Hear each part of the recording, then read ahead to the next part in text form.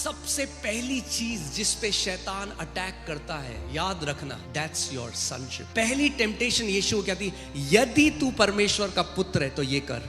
जब उड़ाऊ पुत्र दूर चला गया पिता के, वापस आया, अब सबसे पहली चीज क्या आ रहा है उसके अंदर से, अब मैं इस लायक नहीं रहा कि तेरी संतान कहलाऊं। So the devil attacks your worth as a son. शैतान अटैक करता है, अब तू उसके पुत्र कहलाने के लायक नहीं रहा क्योंकि तूने ये किया। मगर आपके करने या ना करने से आप पुत्र नहीं बने, उसके करने से आप पुत्र बने। रोमियो 8:15 से 17 में पढ़ रहा हूं, ध्यान से सुनिएगा। क्योंकि तुमको दासत्व का आत्मा नहीं मिली कि फिर भयभीत हो। ओके, और पौलुस ये किस लोगों के बारे में कह रहा है? यहूदियों के बारे में कह रहा है जो पुराने नियम में थे। जब वो पुराने नियम में थे तो भयभीत थे क्योंकि दासत्व के आत्मा के अधीन थे। Because as many as were under the law were in bondage। जो व्यवस्था के अधीन थे वो क्या थे? वो बंधुआई में थे। और वो कह रहा है अब इस नए नियम में, इस नई वाचा में, अब तुम्हें दासत्व का आत्मा नहीं मिला। दैट मीन्स एक आत्मा है जो दासत्व का आत्मा है। ओके, और कलीसिया में भी बहुत माइटी रूप से काम करता है दासत्व का आत्मा। धर्म, सिंपल सी भाषा में, मेरे पीछे बोलो, दासत्व का आत्मा धर्म का आत्मा है। इसीलिए कई ईसाई भी उस दासत्व के आत्मा के अधीन है और दास हैं, गुलाम की तरह जीते हैं, दास की तरह जीते हैं, बिकॉज दासत्व के आत्मा के अधीन है। और वो जो दासत्व का आत्मा है उनसे कार्य कराता है जिंदगी भर। Hear this, the spirit of religion will make you perform, but you will never reach anywhere। आपने देखा है जिम में ट्रेडमिल्स होती हैं, हाँ, लोग भागते हैं 14 किलोमीटर, कहाँ पहुंचते हैं? वहीं रहते हैं, 14 किलोमीटर भागते। ऐसे ही है धर्म की आत्मा जो कार्य कराएगा। आप all your life you will feel I am not enough. वो बोलेगा 2 घंटे प्रार्थना कर रहा है, 14 घंटे का, 14 घंटे करोगे, नॉट इनफ। 40 दिन उपवास कर दिया, नॉट इनफ। तूने सब कुछ अपना बेच के दे दिया, नॉट इनफ। अभी भी तू चूक रहा है, इसमें और करना पड़ेगा।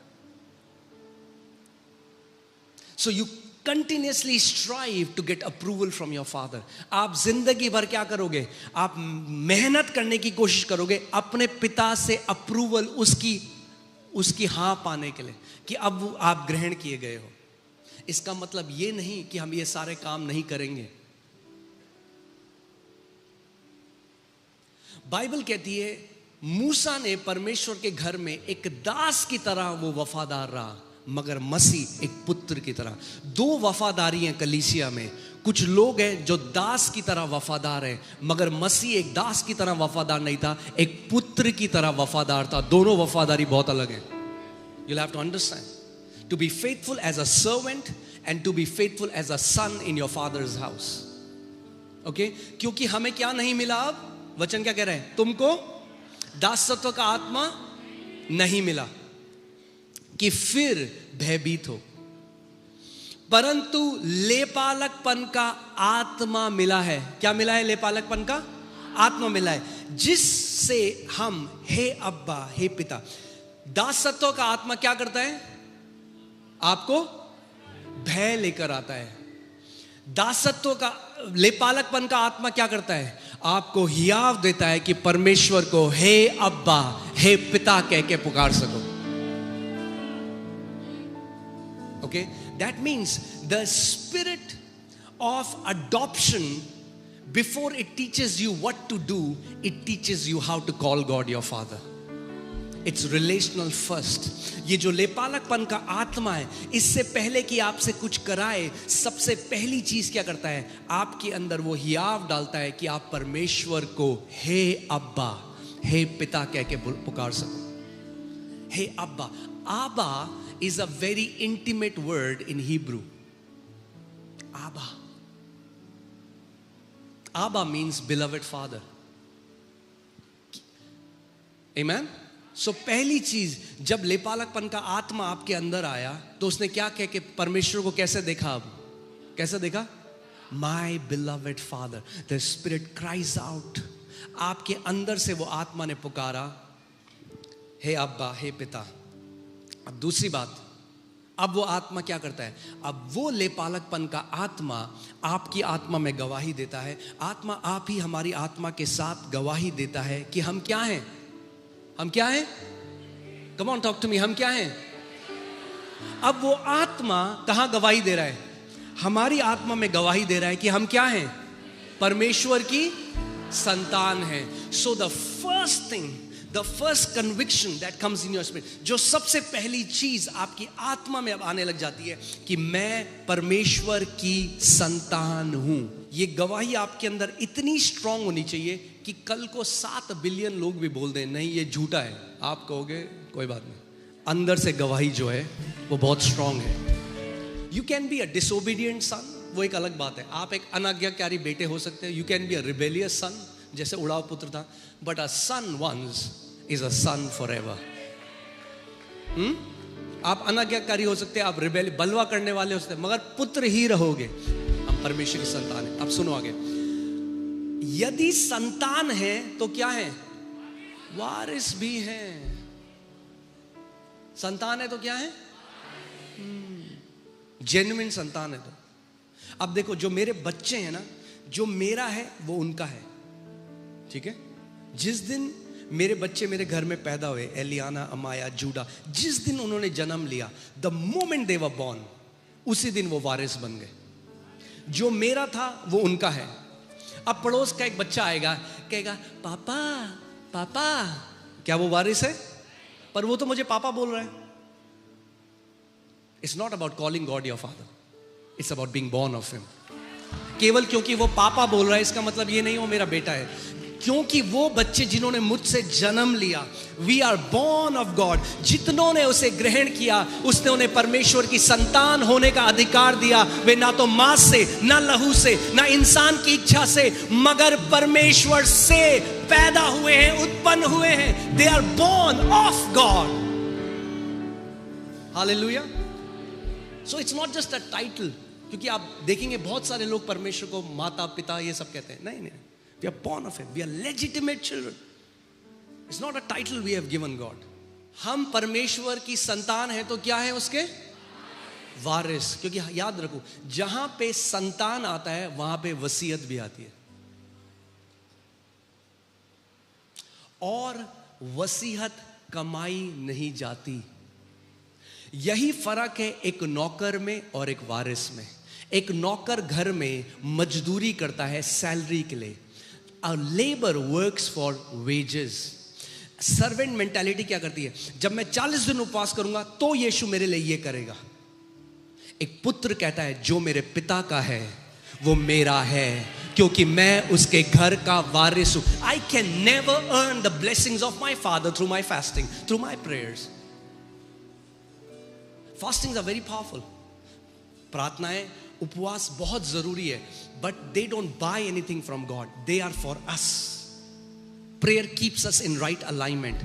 Fasting keeps our body under subjection. But प्रार्थना और उपवास क्या करता है? हमारे शरीर को सही जगह में रखता है। उपवास क्या करता है? हमारे शरीर को हमारी अधीनता में रखता है। मगर प्रार्थना और उपवास से आप आशीषें खरीद नहीं सकते परमेश्वर से।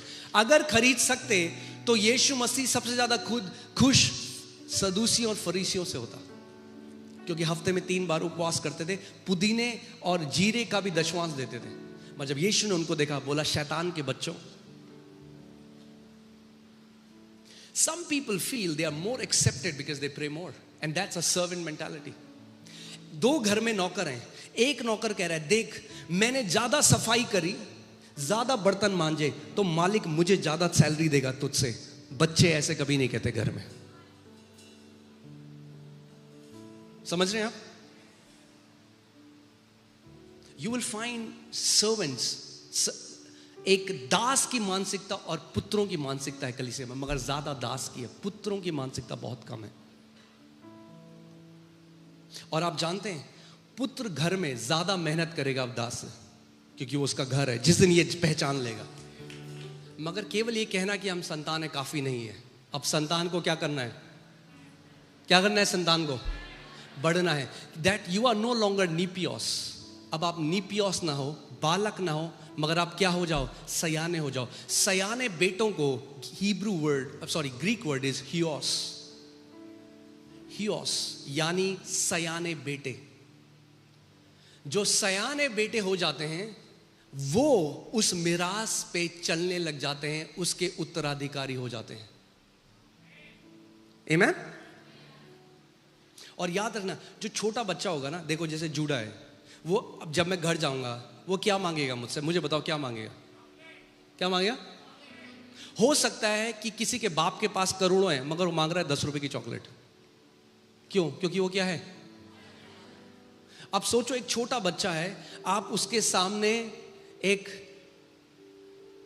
प्रॉपर्टी के कागज रखो, एक बढ़िया गाड़ी की चाबी रखो और एक लॉलीपॉप रखो, बच्चा क्या चुनेगा? क्या चुनेगा?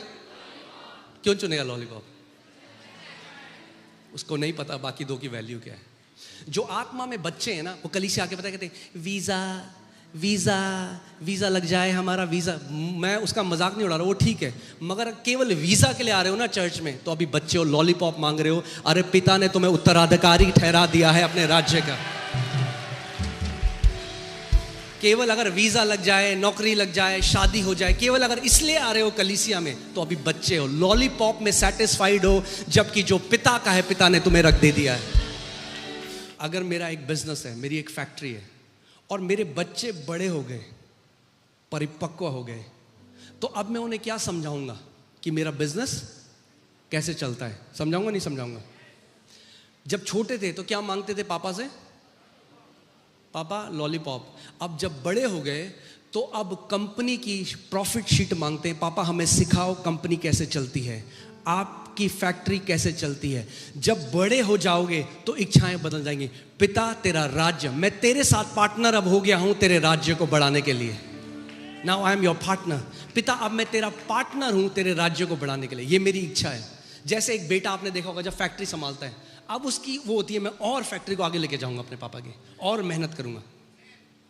अब मुझे बताओ ज्यादा मेहनत वो बेटा करेगा या एक मैनेजर करेगा? कौन करेगा? अगर वो सच्चा बेटा है तो। जब पुत्र होने का मतलब समझ जाओगे, ज्यादा मेहनत करोगे उन लोगों से जिनको ये रेवलेशन नहीं है। जैसे जैसे बढ़ते हो वैसे वैसे जय पाने लग जाते हो। Overcomer, you start to overcome one after the other. जब मसीह में आए थे सिगरेट पीते थे, बच्चे थे, अब क्या हुआ? 1 साल बाद सिगरेट पीने की आदत ओवरकम करी, दूसरी आदत ओवरकम करी, हल्के हल्के every day you are overcoming. आप क्या कर रहे हो? आप जय पाते जा रहे हो, आप परिपक्व होते जा रहे हो। पहला यूहन्ना 5:4 और 5 में लिखा है, क्योंकि जो कुछ परमेश्वर से उत्पन्न हुआ है वह संसार पर जय प्राप्त करता है। आमीन। कितने लोग यहां परमेश्वर से उत्पन्न हुए हैं? If you are born of God, do you know defeat is unscriptural? There can be a delay, but there is no defeat. देरी हो सकती है मगर हार नहीं हो सकती। मैंने कहा देरी हो सकती है, हार नहीं हो सकती, क्योंकि जो कोई परमेश्वर से उत्पन्न हुआ है वह संसार पर जय प्राप्त करता है। There is an overcoming DNA in you. आपके अंदर DNA है अपने पिता का। जो परमेश्वर से उत्पन्न हुआ है वो संसार पर जय प्राप्त करता है। There is absolutely nothing on this earth that you cannot overcome. इस पृथ्वी में ऐसा कुछ भी नहीं है जिसके ऊपर आप जय प्राप्त ना कर सको। इसलिए नहीं कि आप कुछ हो, इसलिए नहीं कि मैंने बहुत उपवास प्रार्थना करी, इसलिए कि मैं किससे उत्पन्न हुआ हूं।